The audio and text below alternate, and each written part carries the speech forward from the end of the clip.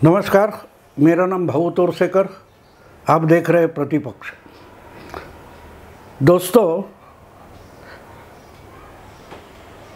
आज मैं एक थोड़ी 3 महीने पहले की याद आपको दिलाना चाहता हूँ।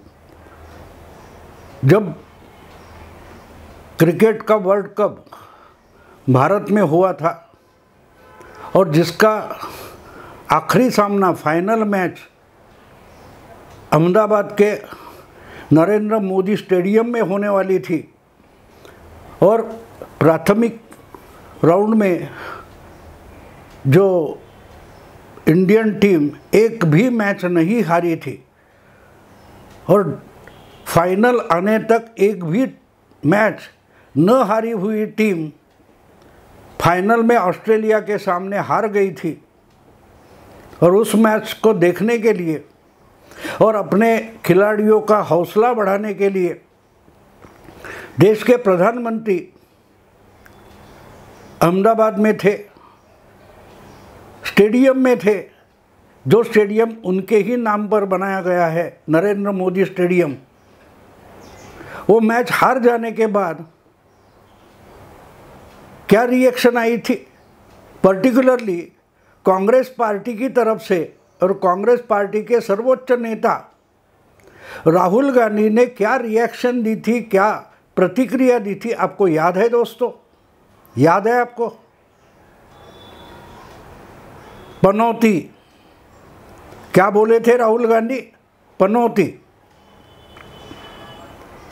यानी एक भी मैच हारी नहीं फाइनल तक और इंडिया टीम हार गई क्योंकि उस जगह उस वक्त खेल के समय नरेंद्र मोदी हाजिर थे कि ये टीम के लिए पनौती बन गई। ये जब राहुल गांधी बोले थे, उसका परिणाम उनको 3 दिसंबर यानी 1 महीने के बाद मिल गया, जब 3 राज्यों में विधानसभा चुनाव के नतीजे आए और कांग्रेस तीनों जगह बुरी तरह से हार गई। उसमें से 2 राज्य में कांग्रेस की सत्ता थी। तो ये मैं इसलिए याद दिलाता हूँ कि राहुल गांधी प्रधानमंत्री के लिए जिन शब्दों का इस्तेमाल करते हैं वो बिल्कुल खुद राहुल गांधी पर ही शोभा देते हैं।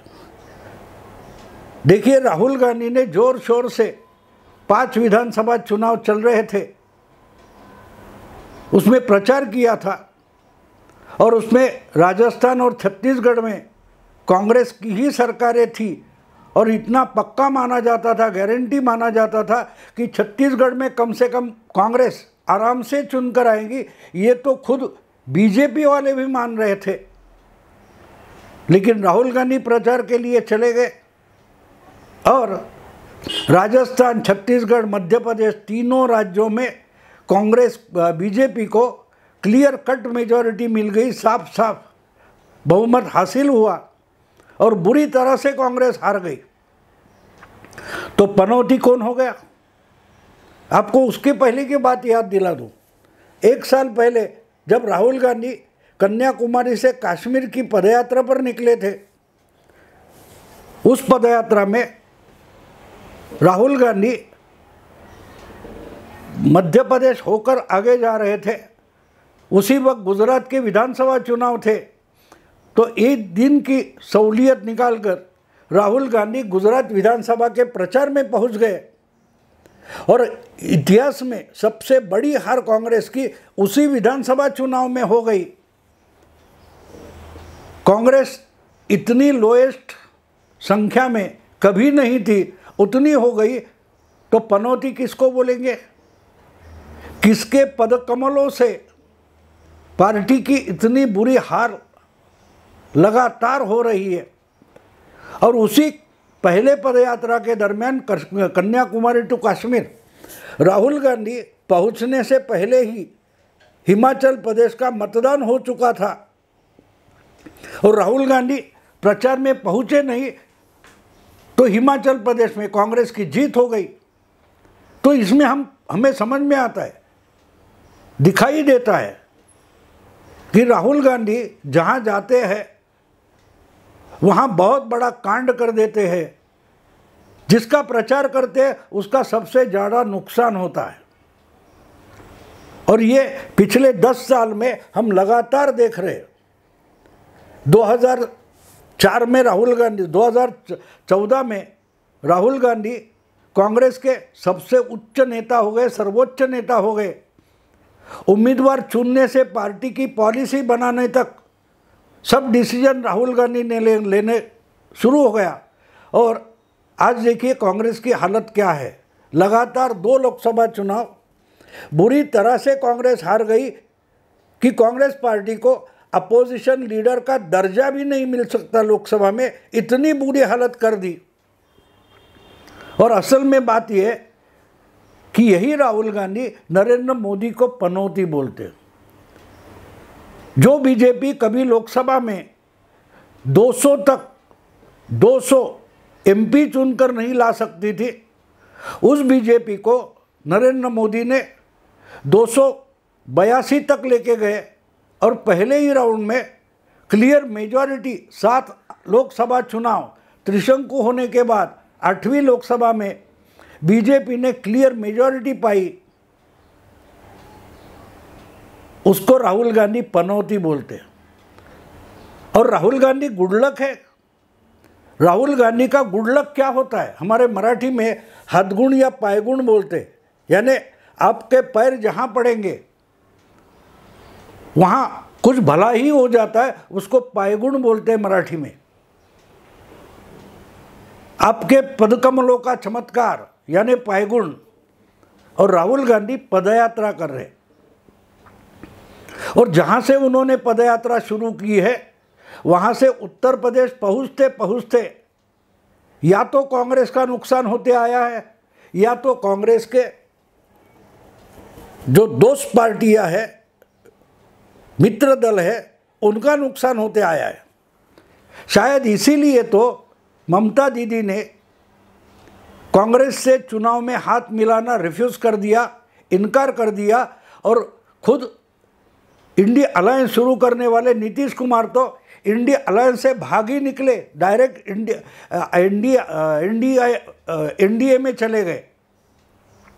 कहने का मतलब ये है दोस्तों कि राहुल गांधी के साथ होने का फ़ायदा क्या क्या होता है, ये पिछले 10 साल में बहुत सारे पार्टियों ने, मित्र दलों ने, दुश्मन दलों ने अनुभव किया है। 2017 में जब उत्तर प्रदेश का विधानसभा चुनाव होने वाला था, तब राहुल गांधी ने प्रशांत किशोर जैसे रणनीतिकार को साथ में ले लिया और 8 महीने से वो उत्तर प्रदेश में 8 महीने 1 साल काम कर रहे थे। कांग्रेस अकेले दम पर उत्तर प्रदेश में बहुमत लाएगी और फिर से कांग्रेस के वो पुराने दिन आ जाएंगे, ये बोला जा रहा था।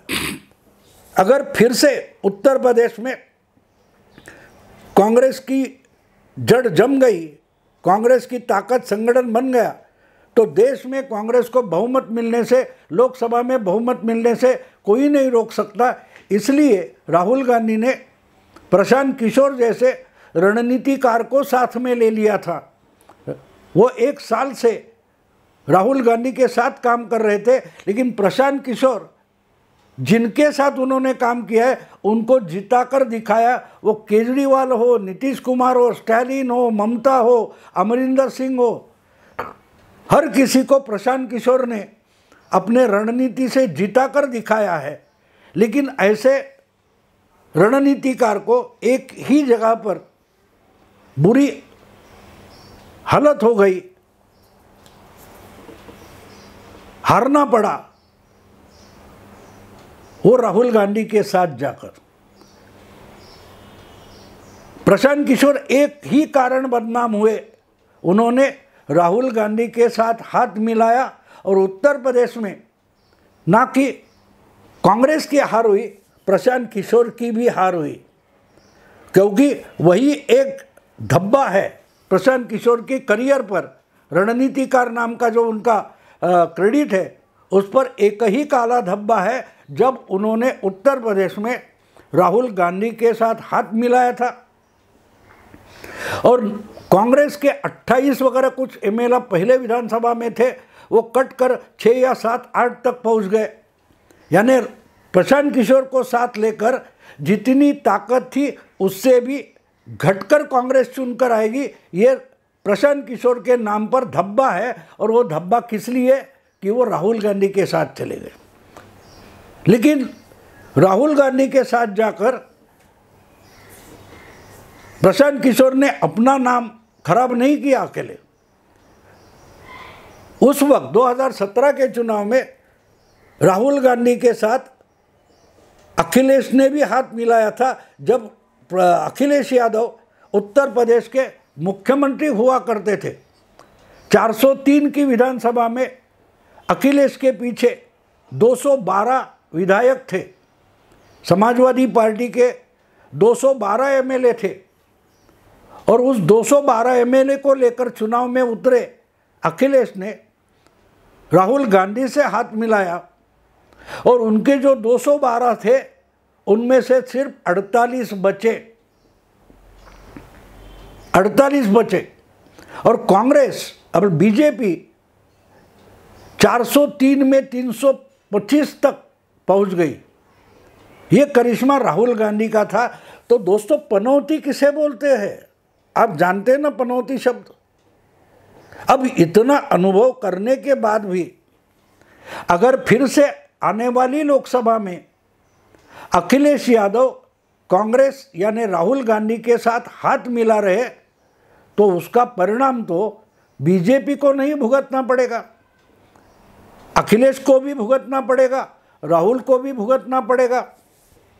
अब देखिए, पिछले कम से कम मेरा ख्याल है 6 हफ्ते से राहुल गांधी की पदयात्रा मणिपुर से मुंबई तक चल रही है। बीच में वो निकलकर यूरोप चले गए, कैम्ब्रिज यूनिवर्सिटी वगैरह वगैरह।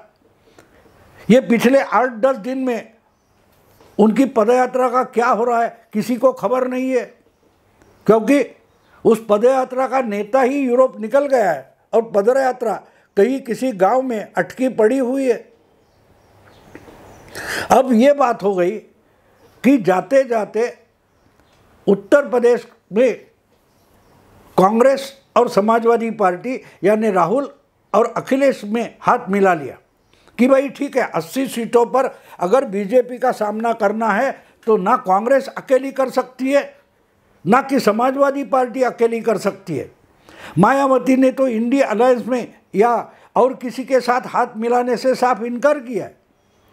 तो अकेले लड़ना पॉसिबल नहीं है, तो चलो एक दूसरे से हाथ मिला लेते हैं। और 2017 के बाद यानी 7 साल बाद फिर से अखिलेश ने राहुल गांधी के साथ हाथ मिलाया।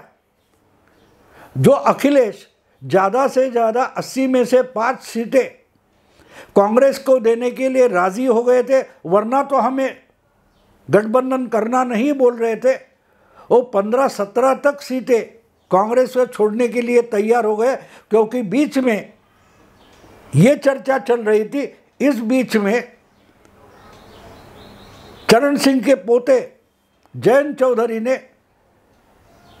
अखिलेश का साथ छोड़ दिया, वो भी एनडीए में चले गए, बीजेपी के साथ चले गए।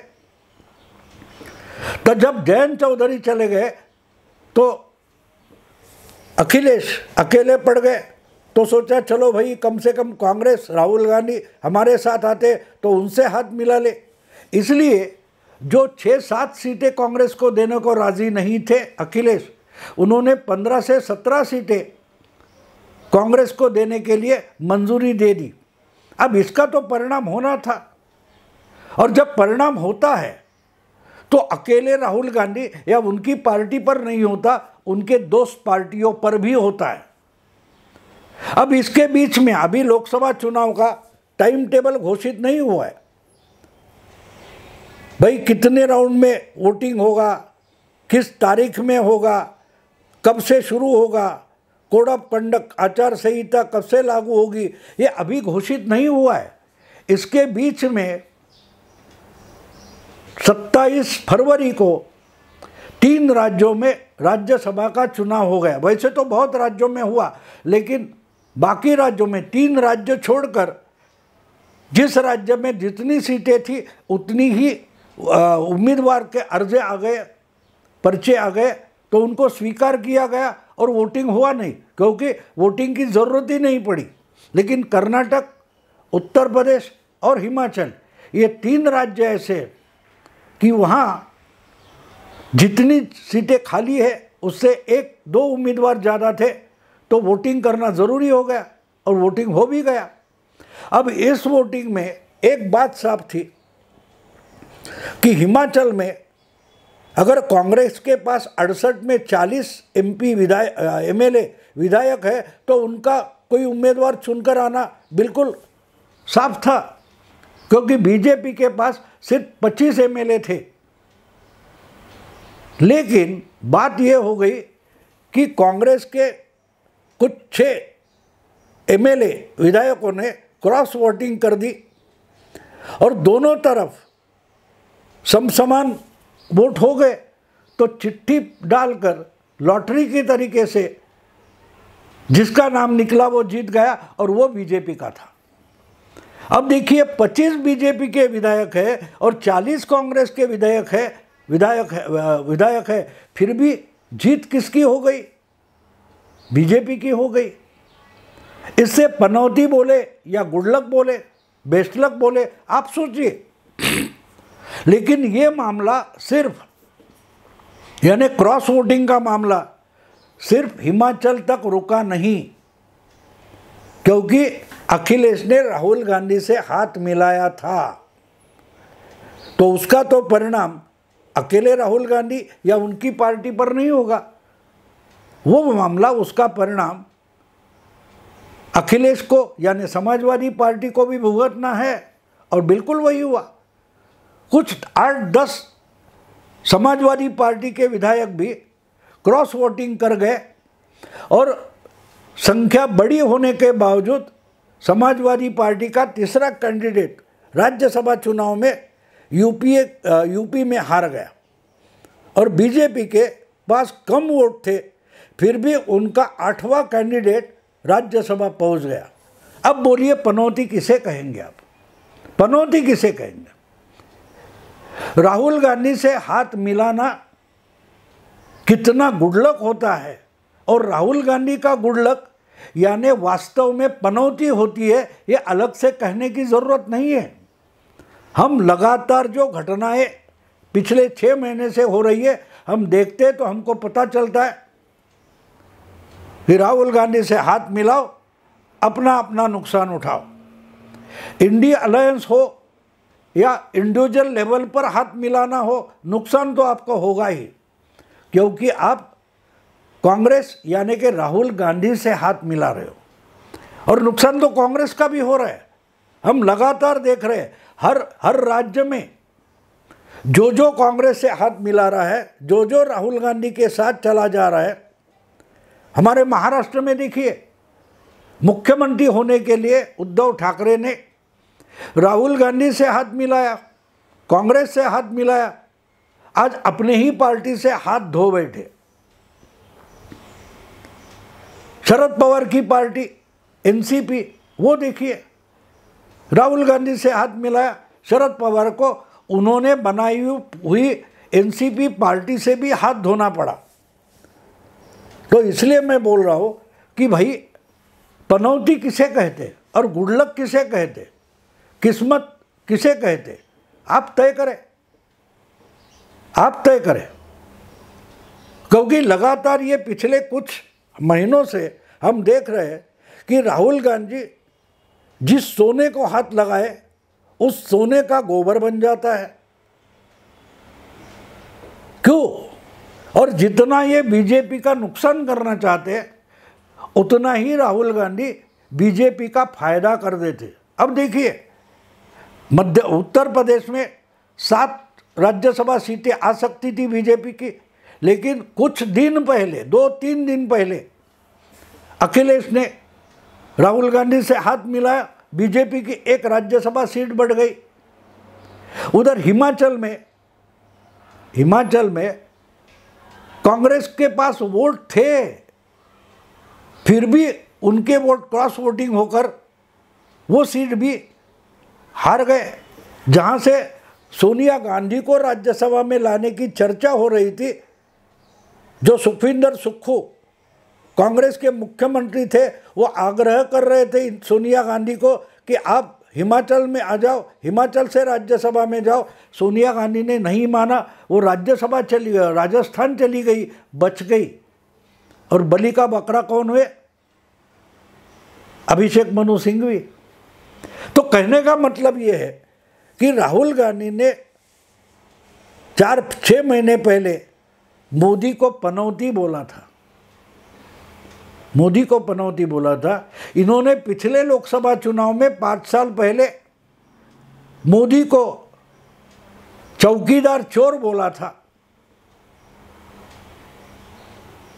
अब ये परिणाम यहाँ तक पहुँच गया कि इसके दुष्परिणाम सिर्फ राहुल गांधी या कांग्रेस पार्टी को भुगतने नहीं पड़ते। जो राहुल गांधी की कांग्रेस से हाथ मिलाएगा उसको तो नुकसान उठाना ही पड़ेगा, क्योंकि राहुल गांधी देश की राजनीति में गुड लक बनकर आए हैं, लेकिन गुड लक बीजेपी के लिए है, ना कि कांग्रेस, ना कांग्रेस के मित्र दलों के लिए।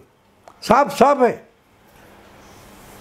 अगर ये वीडियो आपको पसंद है तो लाइक कीजिए, शेयर कीजिए, सब्सक्राइब कीजिए। नमस्कार।